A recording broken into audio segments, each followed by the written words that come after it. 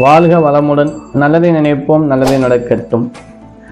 இந்த வீடியோவில் நம்ம எதை பற்றி பார்க்க போகிறோம் அப்படின்னா, கன்னிராசி பிறந்த ஆணாக இருந்தாலும் சரி, பெண்ணாக இருந்தாலும் சரி, அவர்களுக்கான பதிவு தாங்க இது. அதாவது இப்போ கன்னிராசி நம்ம கோச்சாரப்படி கிரகங்களை வச்சு நம்ம சொல்கிறோம். நீங்கள் தமிழ்லைனை பாருங்கள். கன்னிராசி படம் எடுத்து நிற்கும் பாம்பு, கண்ணீர் விடும் கன்னி. என்னடா இது படம் எடுத்து நிற்கும் பாம்பு அப்படின்னா, இருக்குங்க உங்கள் ராசிக்கு நடந்துட்டுருக்கு. நீங்கள் கோச்சாரத்தை பாருங்கள், உங்கள் ஜாதகத்தை ஒரு முறை பார்க்குறது நல்லது. இருந்தாலும் ஏன் இந்த பாம்பு ஏன் இப்போ படம் எடுத்து நிற்கிது? முன்னாடி படம் எடுத்து நின்றுச்சுன்னா, எல்லா விஷயத்துலையும் நின்றுச்சுன்னா என்ன ஆகும்? கண்ணீர் தானே விடணும். அப்படி ஒரு கஷ்டம் நமக்கு இருக்கா, வருதா அப்படிங்கிறத நீங்கள் பார்த்துக்கிறங்க. நம்ம போடக்கூடிய வீடியோ எல்லாமே என்ன அப்படின்னா, முன்னெச்சரிக்கையாக இருந்துக்கிறங்க.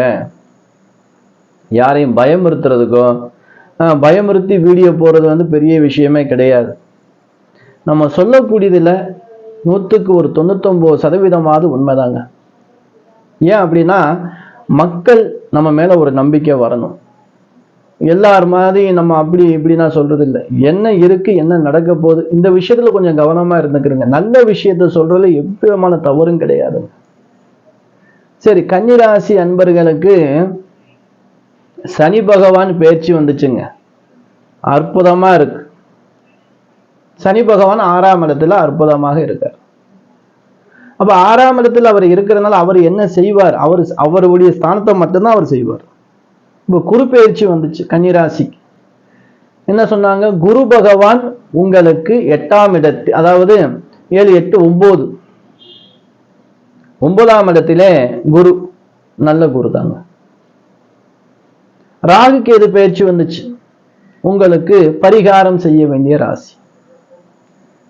அப்போ உங்களுடைய கன்னிராசி அன்பர்களுக்கு குரு பகவான் நல்ல இடத்துல 9ஆம் இடத்துல பாக்கியஸ்தானத்துல இருக்கார்.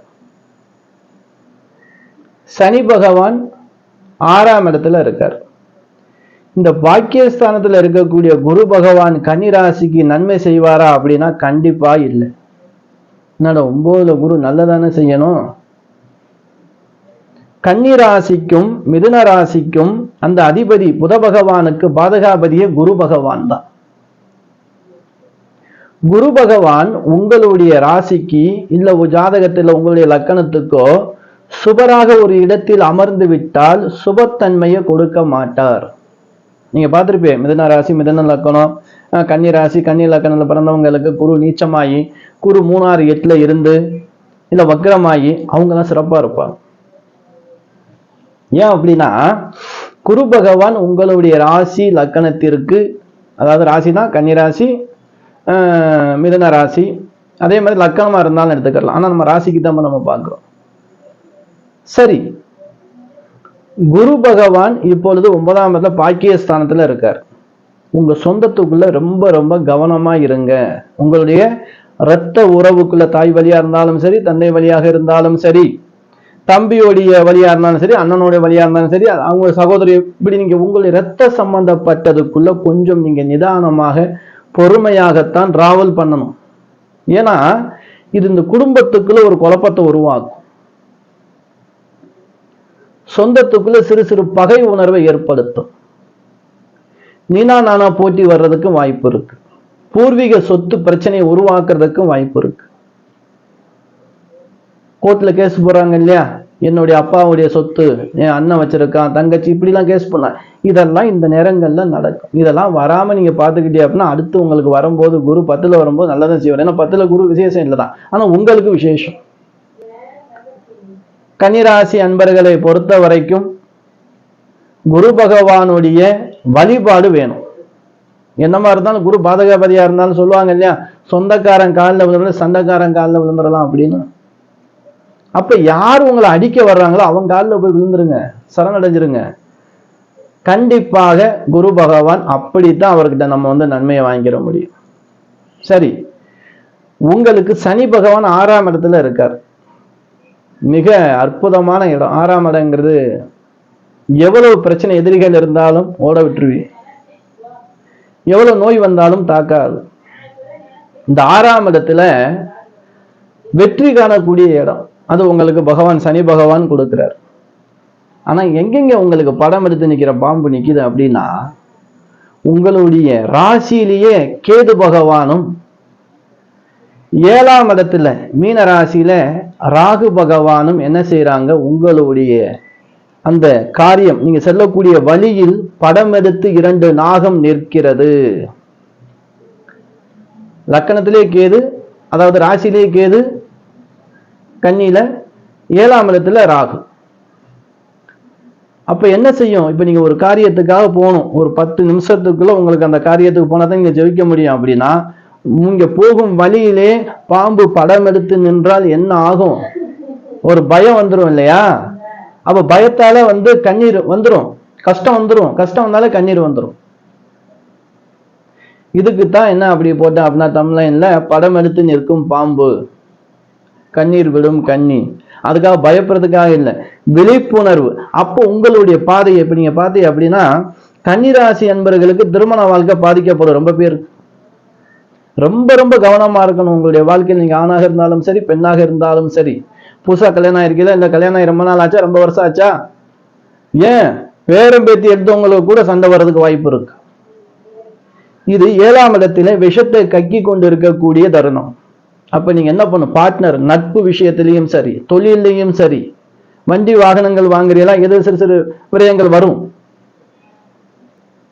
பொறுமையாக நிதானமாக நீங்க கையாள வேண்டிய வருடம். அடுத்து 2025 ராகு கேது பெயர்ச்சி வரைக்கும் நீங்க பொறுமையா இருங்க. கேது பகவான் ஒரு விதமான குழப்பத்தை கொடுத்துக்கிட்டே இருப்பார். தினமும் ஏதாவது ஒரு டென்ஷன் உங்களை தலையை போட்டு பெரட்டி எடுக்கும். ரொம்ப பேருக்கு சர்ம பிரச்சனை வர்றதுக்கு வாய்ப்பு இருக்கும். பயப்பட தேவையில்லை, அதுவா போயிடும். ட்ரீட்மெண்ட் எடுக்குன்னு சொல்லிட்டு அப்படி இப்படி நீங்க எதுவும் பெருசா போயிட வேணாம். நார்மலா அதுக்கு என்னவோ அதை மட்டும் நீங்க எடுத்துக்கிறீங்க.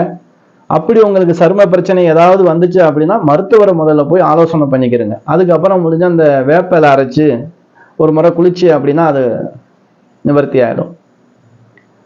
திருமண வாழ்க்கை ரொம்ப ரொம்ப அடிக்கடி ஏன் சொல்றேன் அப்படின்னா, கருத்து வேறுபாடுகளை உண்டு செய்யும். ஏன்னா புதுசா இப்ப கல்யாணம் முடிஞ்சிருக்கு, ஏதேனும் ஒரு பிரச்சனை எழுதுக்காந்துட்டு உங்களுக்குள்ள சண்டை பிரிஞ்சு அது மிகப்பெரிய கஷ்டங்க.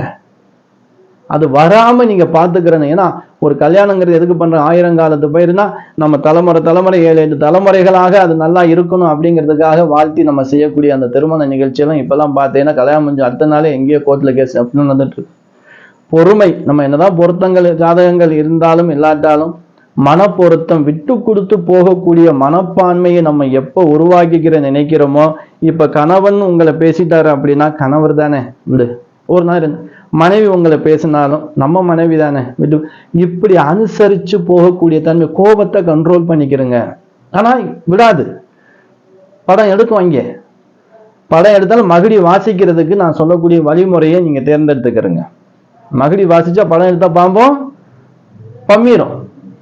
அப்ப நீங்க என்ன செய்யணும் அப்படின்னா, ராகு காலத்துல வெள்ளிக்கிழமையாகவும் இருக்கட்டும், இல்லை உங்களுக்கு ஞாயிற்றுக்கிழமை லீவு கிடைக்குது அப்படின்னா ஞாயிற்றுக்கிழமை சாயந்தரம் 4-6 ராவு காலம் வரும். தாளம்பு குங்குமங்க, தாளம்பு குங்குமம் வாங்கி துர்க்கை அம்மனுக்கு நீங்க என்ன செய்யணும், வடக்கு பார்த்து இருக்கக்கூடிய துர்க்கை அம்மனா பாருங்க.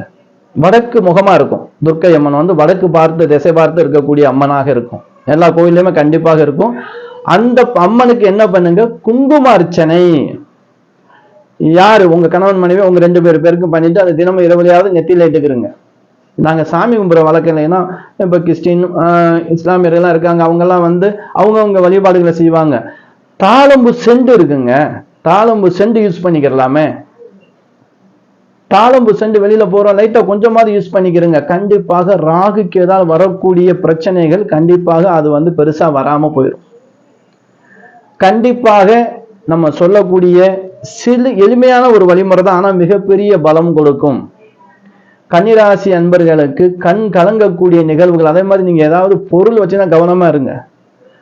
பொருள் மாய காணாம போறதுக்கு வாய்ப்பு இருக்குங்க. நீ உங்களுடைய பொருளை முதல்ல செக் பண்ணிக்கிறீங்க. நீங்க வீட்டுல வச்ச பொருளை கரெக்டா இருக்கா, எங்க வைக்கிறோம், நம்ம எடுக்கிற பொருளை எங்க வைக்கிறோங்கிற கொஞ்சம் இந்த வருஷத்துக்கு ரொம்ப கவனமா பாத்துக்கிறோங்க. வெளியில நீங்க போனீங்கன்னா தங்க பொருள் அதிகமான பொருள் போட்டு போக வேணாம். கையில ஹேண்ட்பேக் பர்ஸ்லாம் வச்சு அதிகமான பணங்கள் இருந்தால் ரொம்ப ரொம்ப விழிப்புணர்வோடு இருக்கக்கூடிய வருடங்கள் தான் இந்த வருடம். ஒரு விழாக்கு போறீங்க, ஒரு நிகழ்ச்சிக்கு போறீங்க, ஒரு சினிமாவுக்கு போறீங்க, இந்த மாதிரி போகும்போது விலை உசந்த பொருட்கள் எதையும் நீங்க கொண்டு போக வேண்டாம். இரவு நேரங்கள்ல அந்த களவு போகுது இல்லையா, இந்த நேரங்கள்ல தான் ஆகும். விரயமாறதுக்கு கொடுக்கக்கூடிய தன்மைகள் இருக்கு. இந்த விரயமாகாம இருக்கணும் அப்படின்னா முதியோர்கள் இல்லம், அநாத ஆசிரமங்கள், இந்த மாதிரி இடங்கள் பார்த்து அங்கே வந்து சாப்பாடு கொடுக்கறது, இது மாதிரி நீங்க ஃபாலோ பண்ணுங்க. சாப்பாடு கொடுக்க வசதிகள் தான் நான் அடிக்கடி சொல்றதா, ஒருபடி அரிசியை ஊற வச்சு எறும்பு அதுக்காவது நம்ம அன்னம் கொடுக்கலாங்க. கன்னி ராசி எவ்வளவு கஷ்டங்கள் வந்தாலும் கலங்காத ராசி. கண்ணீர் சிந்தினாலும் 4 பேருக்கு முன்னாடி சிந்த மாட்டாங்க. வீட்டுக்குள்ள 4 செவத்துக்குள்ள செஞ்சு வெளியில சிங்கம் போல வரக்கூடிய ராசி. எவ்வளவு கஷ்டங்கள் துன்பங்கள் இருந்தாலும் மற்றவங்கிட்ட பகிரவே மாட்டாங்க. ஏன்னா எதா இருந்தாலும் தன்னுடைய கௌரவத்தையும் தன்னுடைய கெத்தையும் விட்டு கொடுக்காத ராசி. ஒருவேளை சாப்பிட்றதுக்கு சாப்பாடு இல்லாட்டாலும் அந்த சாப்பாட்டுக்கான காசை யாருக்காவது கொடுத்து பசியோட இருக்கிறவங்களுக்கு பசியாற்றக்கூடிய ராசி. உங்களுடைய ராசி அற்புதமான ராசிங்க. ஏன்னா கன்னி ராசியை பொறுத்த வரைக்கும் புத பகவான் உச்சம் பெறக்கூடிய ராசி, அறிவாளியான ராசி, அறிவு திறமை உள்ள ராசி. உங்களுடைய ஜாதகத்தில் உங்க லக்னாதிபதியோ புத பகவானோ கொஞ்சம் மாற்றத்துல இருந்து நீச்சமா யோக்கிரமா தான் கொஞ்சம் புத்தி மங்கி போயிருக்கும், ஞாபக சக்தி கம்மியா இருக்கும். அதை நீங்க உங்க ஜாதகத்தை பார்த்துட்டு அதுக்கு என்ன செய்யணுங்கிற வழிமுறையை செஞ்சுக்கிறீங்க. பச்சை பயிர் தானம் கொடுத்து பழகுங்க. அதிகமா பச்சை கலர் வஸ்திரங்கள், கர்ச்சிப், இது மாதிரி பேனா, அந்த மாதிரி ஏதாவது அடிக்கடி யூஸ் பண்ணிக்கிறீங்க. பச்சை கலர் கை இந்த இருக்கிற கயிறு, இது மாதிரி எதையும் ஒரு பச்சை கலர் கயிறு நீங்க கட்டிக்கிறலாம். கன்னிராசியை பொறுத்த வரைக்கும் நல்ல ஒரு கவர்ச்சியா இருக்கக்கூடியவங்க, நல்ல அழகா பேசக்கூடியவர்கள், நல்ல பக்குவமானவர்கள், நல்ல திறமையானவர்கள், மிக மிக திறமையானவர்கள் கன்னிராசி அன்பர்கள். எந்த வழியிலையும் அவர்களை காப்பாற்றிக் கொள்வதும் மற்ற அவர்களை சார்ந்து இருப்பவர்களை காப்பாற்றிக் கொள்வதிலும் மிக ஆர்வம் காட்டக்கூடியவர்கள் கன்னிராசி அன்பர்கள். கண் கலங்க வேண்டாம் கன்னிராசி அன்பர்களே. படையே எடுத்து பாம்பு வந்தாலும் சரி, உங்களுடைய விடாமுயற்சியை விட்டு கொடுத்துறாதீங்க. உங்களுடைய கண்ணீர் இந்த வீடியோ பார்க்கும்போது அது அப்படி இருந்தால் இது கடைசி கண்ணீராக, ஆனந்த கண்ணீரும் ஒரு காரிய வெற்றியானா உங்களுக்கு சந்தோஷத்துல வரும் இல்லையா கண்ணீர், அந்த கண்ணீர் தான் இனிமேல் உங்களால பார்க்க முடியும். நம்ம சொல்லக்கூடிய விஷயத்த கொஞ்சம் நீங்க ஃபாலோ பண்ணி பாருங்க, நல்லது நடக்கும். கன்னிராசி அன்பர்கள் மிக மிக அற்புதமாக தடைகள் எல்லாம் உடைக்கப்பட்டு ஒரு வெற்றி காணக்கூடிய அற்புதமான ராசியாக வர வேண்டும் என்று சொல்லி அடுத்த வீடியோவில் நம்ம சந்திப்போம். உங்கள் ஈஸ்வரன் சீதாராம ஜோதிடர்.